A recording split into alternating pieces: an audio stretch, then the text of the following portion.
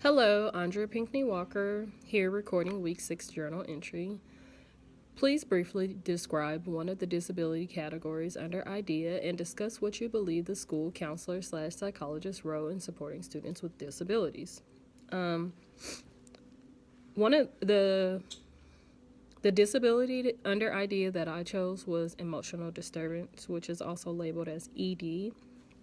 Emotional disturbance is a hard one to get diagnosed by the school psychologist. You have to have a lot of data. You have to have support from the team. And a lot of times you do also need support from the parents. You don't want to just diagnose a student emotionally disturbed. But emotional disturbance can show as a student having pretty extreme behaviors. They may be violent. They get up and walk out of the classroom quite a bit. They seem to have irrational and not logical thinking. They get upset and sad and go from just being happy. This can happen at the drop of a dime.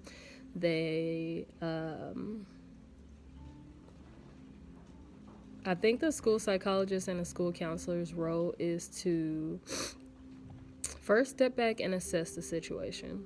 Is the student gaining something from these behaviors? Like, are they escaping or avoiding a task that they don't want to do?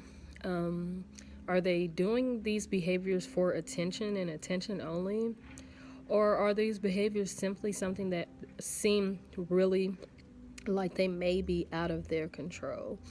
I think that the school psychologist and the school counselor, once a student is diagnosed, and if the student is diagnosed that through the school district, of course, we need to provide extensive counseling for these students. And we need to always be keeping data because we want to find antecedents. We want to be able to get these behaviors under control. We want to be able to write a behavioral plan that would actually work for a student. We want these students to be functioning students that can function in real world. We don't want to have to send these students to de-escalation rooms on a daily basis. We don't want these students to fall behind in their academics because they can't stay in their seat or because they're disrupting the whole class on a daily basis. So I feel like the school psychologist is first to assess the situation, come up with a good behavioral plan, and just help aid the teacher in getting the behaviors under control and making sure that the whole team is on board with this. So